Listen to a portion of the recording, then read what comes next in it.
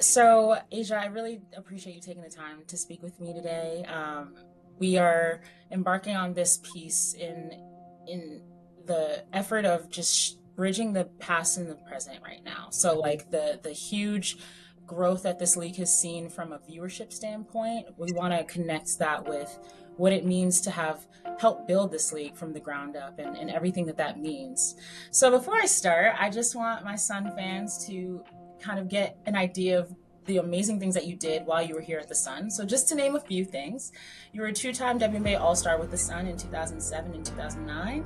You were on an All WNBA second team in 2008, WNBA Eastern Conference champion in 2004 and 2005, and currently in franchise history, you're third in games played, third in scoring, third in field goal made, fourth in rebounds, fifth in blocks, and eighth in assists. And you're one of four players in Sun history to score at least 3,000 points with the team. I just think that that alone is amazing and just kind of speaks to the amount of grind you were giving. I mean, essentially, I believe people were watching, but when the lights weren't on all the time for women in this sport, and the kind of grind and preparedness that you showed. So I just, when you think of those accolades, like what stands out to you? Thank you for that. No one ever really talks about like what I did there. It's like usually a general theme of everyone has to throw in the Yukon, of course. Uh, Hmm. I think that it's just I played 9 seasons there, and I'm proud of that. And hearing those numbers really emphasizes the point that I was there. I was present. I was stuck there. I didn't leave. I was there for 9 seasons. I saw a lot of players come and go. So I'm just really happy to have that legacy. It's amazing. But I want to take it back for a moment. As a kid, did you dream that you would play professionally?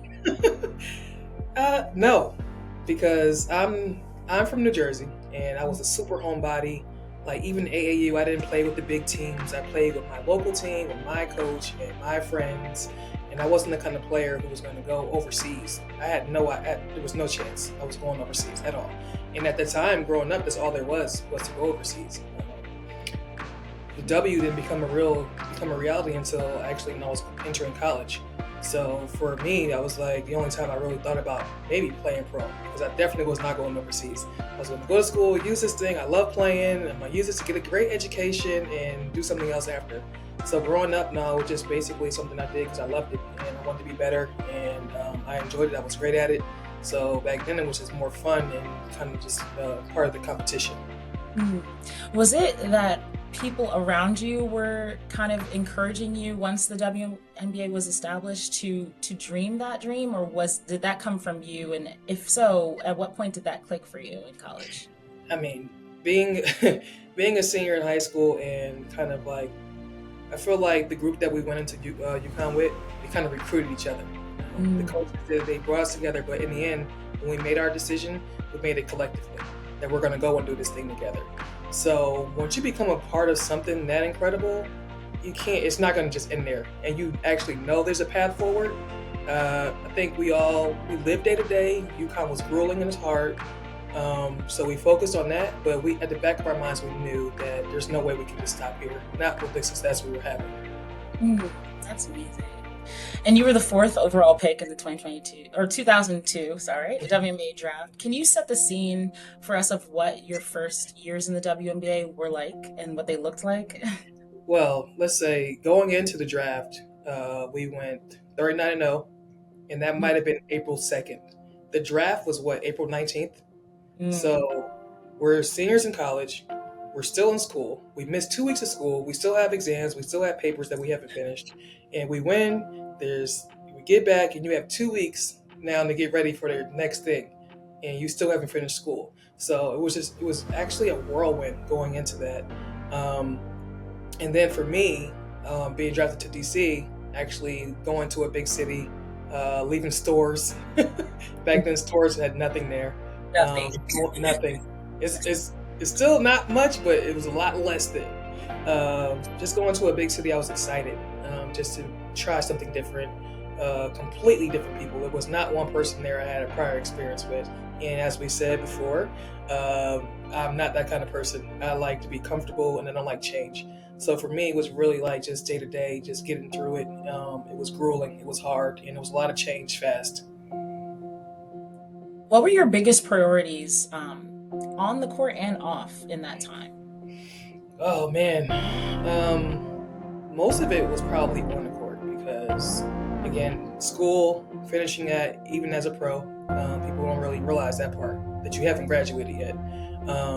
Entering a league with incredible players, like I'm on my team, I'm playing with Shamika Holtzclaw, who's phenomenal. Just the pace of the game, the physicality.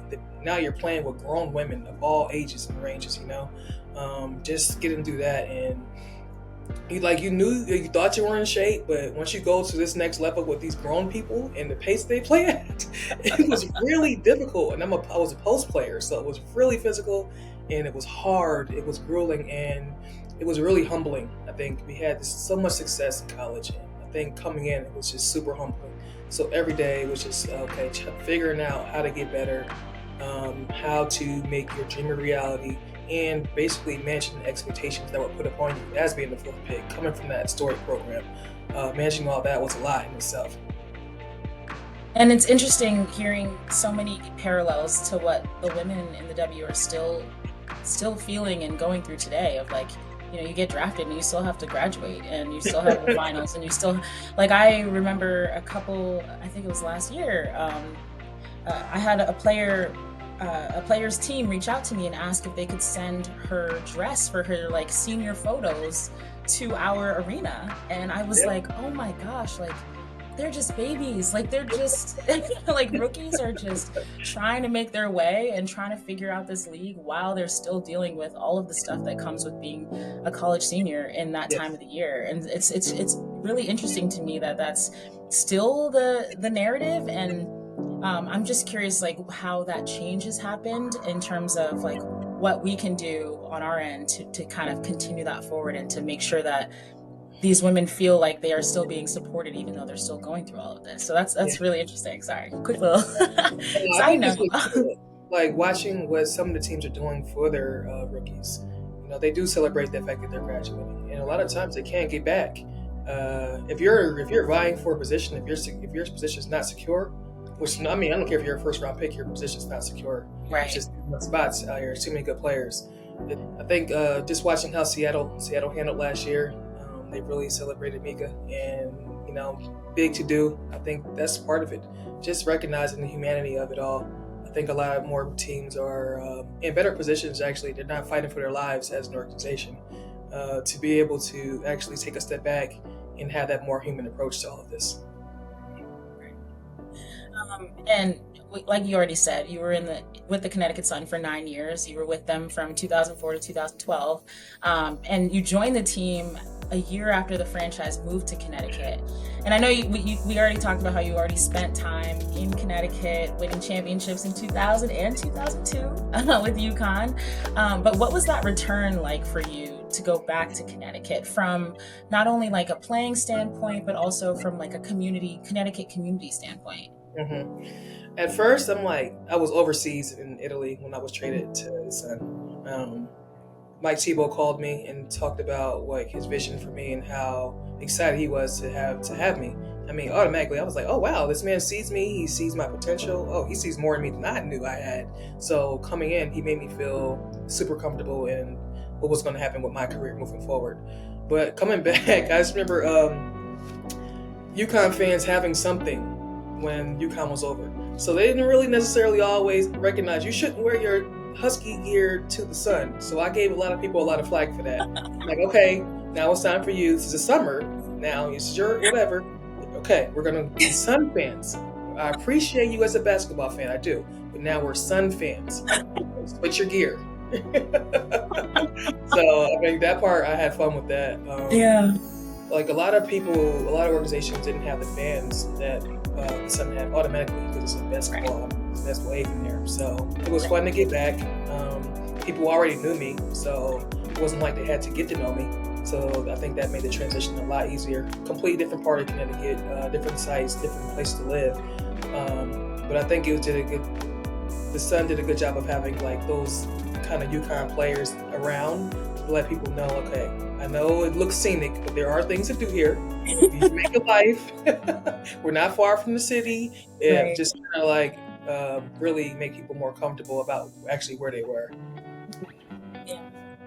And I love you mentioned a little earlier about, a lot of these teams are no longer fighting to keep themselves alive.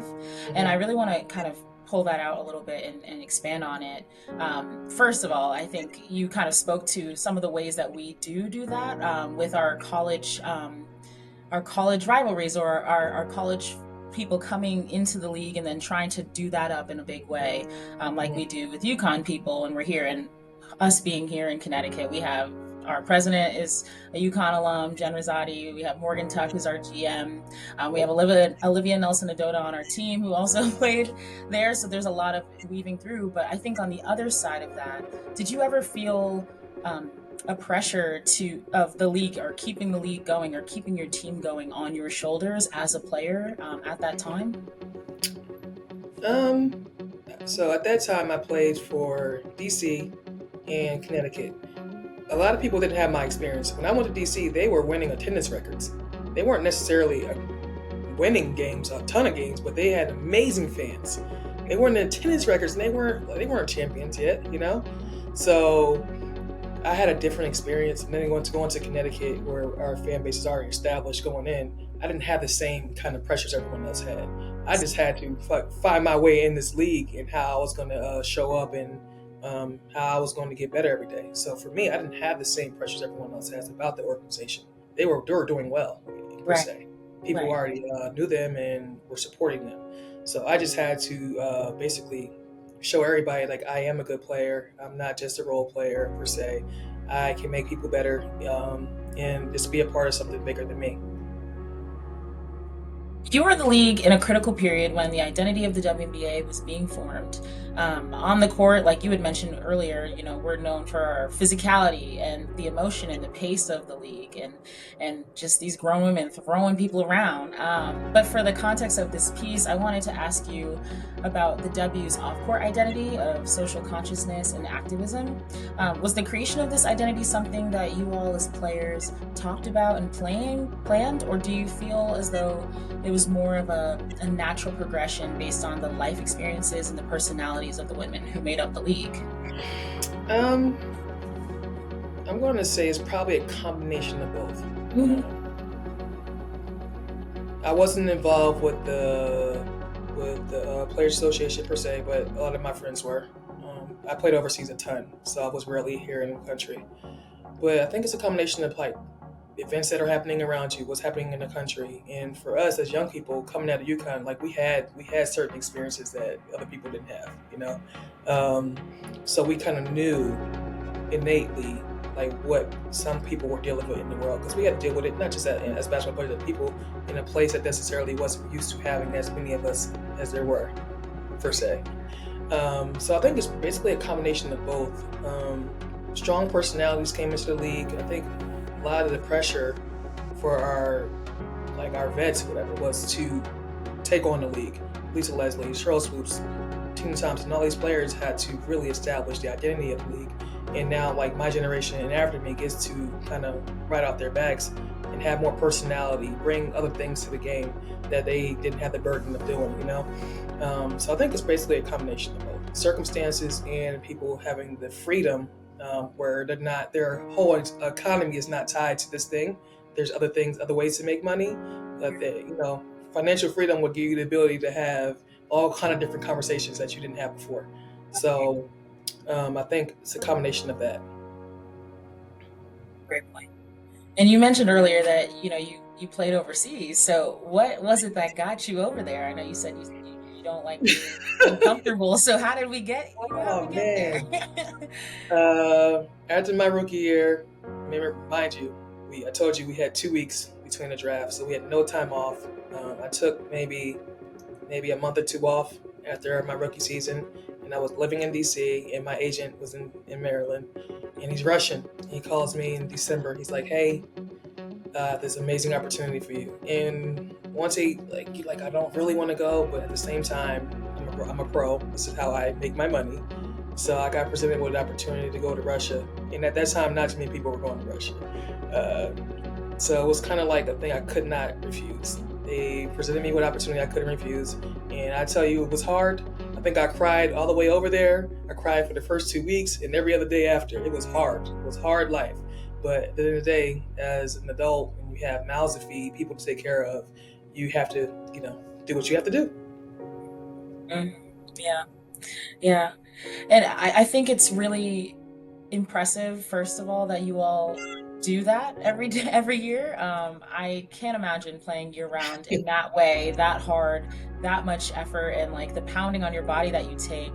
And you're really seeing a shift in that mindset as we move into these more stateside leagues and with shorter amounts of time, but are still like great professional development plans and great arenas for these women to kind of build their game while still getting that game like feel. Yep. Um, are you happy and proud that that is like the new wave, or do you feel like you could still see women going overseas as an added benefit to them? Uh, A loaded sigh. I know. I'm like the overseas aspect. Who wants to leave their family, leave Mhm. everything to go to a place that, I mean, unless it's beautiful and gorgeous, and you're like, oh, but you're not there for fun. You're there to work for Right. 7 months out of your life. I mean, you don't want to have to do these things. If that's your choice and you want to do it, great. If you want to get paid handsomely for it, wonderful. But to have options, optionality is all of this. And I'm super proud that they're able to find their way and just be creative and find different avenues to make this thing happen. They're imagining outside the box and doing all the different 3-on-3 full court. Who thought about that? You know, I'm like, that wasn't a thought before. It's incredible. And I'm watching the game, and it's perfect. They're thinking outside the box, man. All the different rules and all these different ways. And I think it's exciting that they have the space and the opportunity to do this. People also are buying into their dreams. So I mean, it's fun to watch, and I'm here for it. Right. Yeah, that's awesome. I'm glad to hear that, people of the old guard are encouraging this type of change and this type of invention of what women's basketball can be in this country. Um, Kind of in that same vein, like with that being stateside, there's more added opportunities for branding and for the American people specifically to know who these women are because they're not just going into a void, for lack of a better word, for 7 months out of the year. Has created a lot of brand opportunities in terms of like commercials we're seeing a lot more of and other really really amazing things for these women. Do you ever think about the contrast um, of what your opportunities were back then and think to yourself like what would my experience have been like if I were like playing now? Is that ever a thought to you? I mean, you think about it, but at the same time, you understand, like, good on them. Please take everything, Mm, get everything you can. Please, uh, we didn't do this all for in vain. You mm, just it's a time in history. It's a time in history, and I was born a little earlier than other ones. So I mean, there's nothing to dwell on. You can't hate on them. You just really encouraging them, and just happy to see that they're taking their moment and not just being complacent with status quo. Like, get it all, take it all. It's awesome. I'm watching.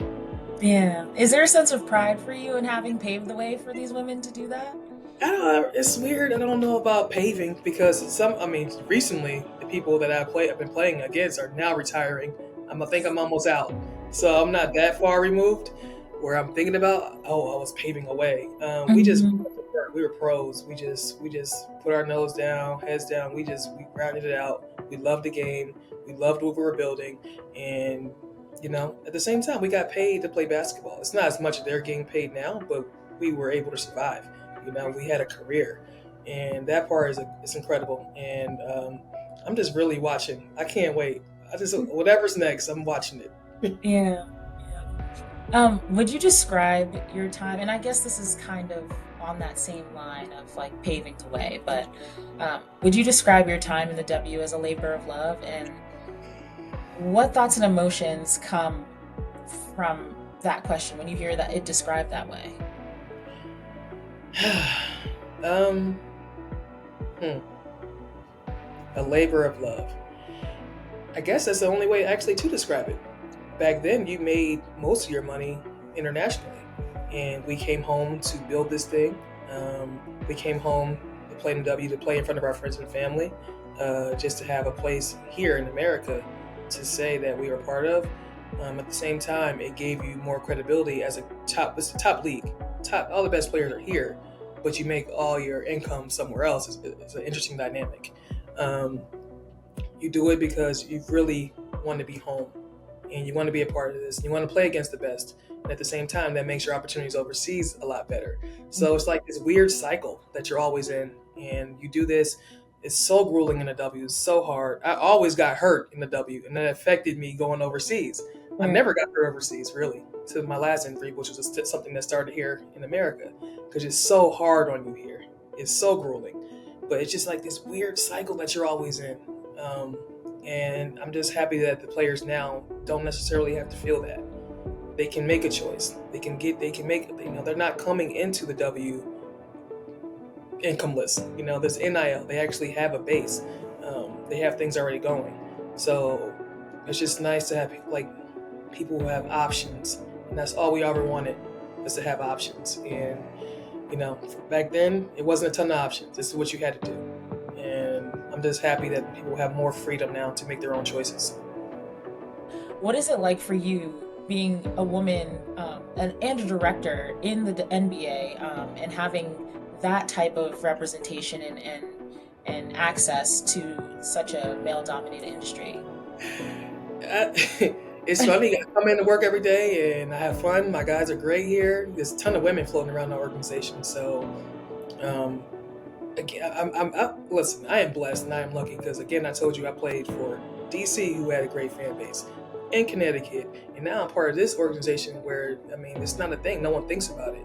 It's like, yes, of course, there's women here. Like, yeah, they're better. These people are actually great at their roles. Um, we're interviewing for new positions. There's always women there. I mean, it's just not. It's something that we don't have to think about necessarily. It's been well established. This is how we do things here. So I don't know what other teams are doing, but I know that when we see each other out on the road or whatever, most of us, we've crossed paths many times, and whatever we need. Hey, I need a person for this role. We're looking for coaches or whatever. I think we do a good job of trying to help each other and Mm. just putting other names out that people might necessarily don't know because we know them, but all the Right. guys know them. So putting forth and making sure people who are present are being is represented, putting these names out here. I think we do a good job, and that's why we're here. That's why they want us here, to actually tap into other avenues they didn't have before. Um, so I think we're all trying to just pay it forward.